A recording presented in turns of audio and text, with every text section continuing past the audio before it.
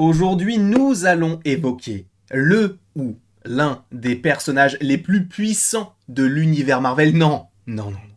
Je ne vais pas parler de l'Abomination. Je ne vais pas parler non plus de ce superbe personnage qu'est Titania, ou encore l'homme immortel, Immortel Man, dans She-Hulk. J'ai l'impression que tous les personnages que j'ai donnés qui ne sont pas ouf viennent de la série She-Hulk. Mais je n'ai rien contre cette série. Je n'ai rien. Mais en tout cas, bien sûr, j'espère que vous allez bien, que vous avez passé une très très belle journée, une très très belle matinée, un très bon réveillon, peu importe tout. Ce que j'espère, c'est que vous portez à merveille. Aujourd'hui donc, nous allons évoquer Doctor Strange. Et par ailleurs, avant toute chose, bien sûr, on va parler de ce personnage-là, mais question. Pour vous, qui est le personnage le plus puissant de l'univers Marvel? Mais je vais vous demander un top 3. Je vais vous donner mon top 3. Pour moi, le personnage le plus puissant, et je pense qu'il n'y a pas d'équivalent, c'est Wanda, actuellement, hein, même si certains vont dire « Mais elle est morte !» Frérot, non. Tu es un pingouin si tu penses que Wanda est morte, d'accord? Mais non.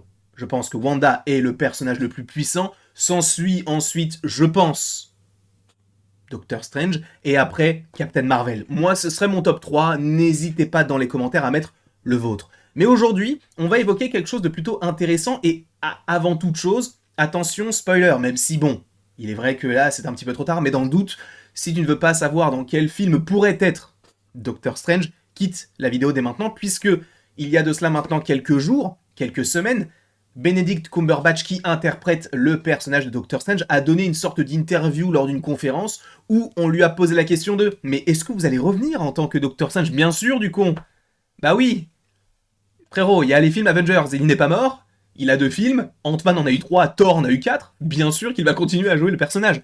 Mais, du coup, il a répondu très clairement « Oui, et normalement, je vais tourner l'année prochaine. » Nous sommes en 2023, donc tournage en 2024. Mais qui dit tournage en 2024 dit forte probabilité pour qu'il apparaisse en 2025. Même si, bon, c'est possible qu'il apparaisse dans le film des Thunderbolts fin d'année 2024. Je vois pas l'intérêt. Mais en tout cas, c'est possible en réalité. Mais je pense qu'il apparaîtra donc en 2025 au maximum, s'il n'apparaît pas en 2024, parce qu'il a dit qu'il allait tourner l'année prochaine, mais rien ne dit qu'il n'a pas tourné déjà cette année, mais ça m'étonnerait beaucoup.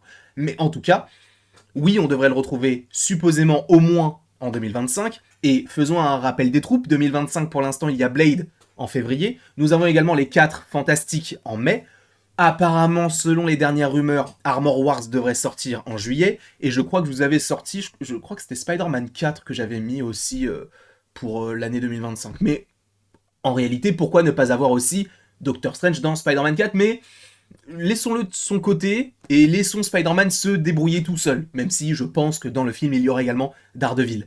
Mais donc il nous reste donc Armor Wars, supposément si ça sort en 2025, il nous reste également donc le film des 4 Fantastiques et il nous reste le film Blade.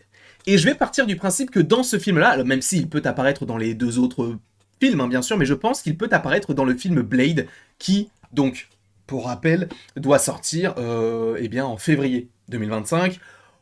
On l'attendait possiblement plus cette année, hein, bien sûr. Il a été annoncé en 2019, il sortira 6 ans plus tard, mais c'est pas grave. Et du coup, heureusement, au moins, il arrive. Il y a eu énormément de galères. Je vous ai fait une vidéo pour un petit peu récapituler tout ce qui avait été fait du côté de ce projet-là, pourquoi ça a été décalé, puis annulé, puis... Enfin, annulé, entre guillemets, où le réalisateur est parti, puis après il y en a eu un autre, et après il y a d'autres acteurs qui sont partis parce que le scénario a changé. Bref, il y a eu beaucoup de choses en lien avec ce film-là, et j'en ai fait donc une vidéo. N'hésitez pas, si vous en avez envie, à aller la voir, bien sûr. Voilà, on va pouvoir commencer à parler de ce film-là, qui devrait normalement se dérouler un petit peu avant ce que l'on connaît dans le MCU. Alors moi j'aimerais bien que cela se déroule dans les années 20, 30, tu vois, un film un petit peu noir, etc.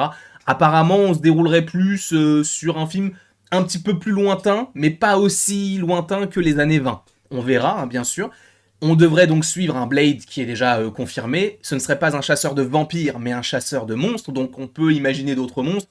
Man-Thing, Werewolf by Night, etc. Bref, ça peut être aussi l'intérêt justement de faire ça. Il y a même l'acteur Kit Harington qui a dit que normalement, lui, ça n'a jamais été prévu qu'il soit dans le film Blade, ce qui est totalement faux. Puisque de toute manière, voilà, les scoopers en ont parlé, des gros médias en ont parlé. Il devait être dans le film Blade, mais les plans ont changé. Ce qui fait que le court passage qu'il aurait dû avoir dans Blade a limite été totalement enlevé et il ne devrait même plus apparaître dans Blade, même si je pense qu'il apparaîtra au moins dans une scène post-générique, afin de répondre à la scène post-générique donc du film Eternals, qui du coup accueille pour la première fois dans le MCU Blade, qui vient chercher Kit Harington. Donc je pense que oui, le film se déroulera avant, et il y aura un aspect un petit peu mystique, pas forcément magique, mais un petit côté mystique. Et c'est pourquoi je pense que Doctor Strange a totalement sa place là-dedans. Alors, il est vrai que dans Doctor Strange 3, on va supposément se baser sur l'introduction de la Secret Wars avec... des Secret Wars... de Secret Wars, Avengers Secret Wars, avec donc les incursions qu'on avait déjà évoquées dans Doctor Strange in the Multiverse of Madness, mais qui devraient être au cœur de l'intrigue du troisième, étant donné la fin du 2, puisque je vous rappelle qu'à la fin, nous avons donc Cléa qui vient le chercher, et ils vont tous les deux dans la dimension noire en parlant des incursions, en disant « Bah, vous avez causé un énorme problème, faut que vous le répariez. » Et boum, il va dans cette dimension noire. Ok, ça marche, c'est comme ça.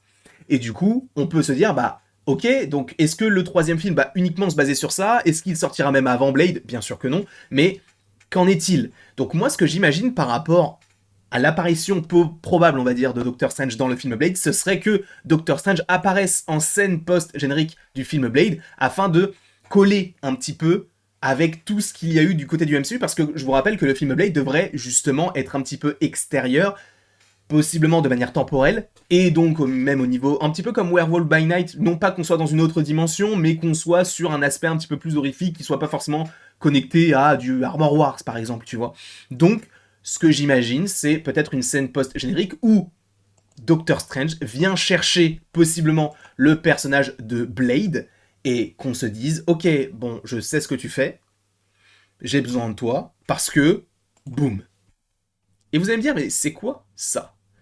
Et on en a déjà parlé sur la chaîne, on en fera une vidéo de qui pourrait être dans cette équipe, mais je pense qu'après Avengers Secret Wars, il y aura cette équipe-là, qui sera entre guillemets une sorte de Thunderbolts, entre guillemets, mais plus tirée vers le côté mystique de Marvel, avec des créatures, de la magie, des démons, des monstres, etc. Donc, les Midnight Suns, qui sont composés, vous le voyez à la gauche de votre écran, de Doctor Strange, mais également en bas, à droite de votre écran, de Blade.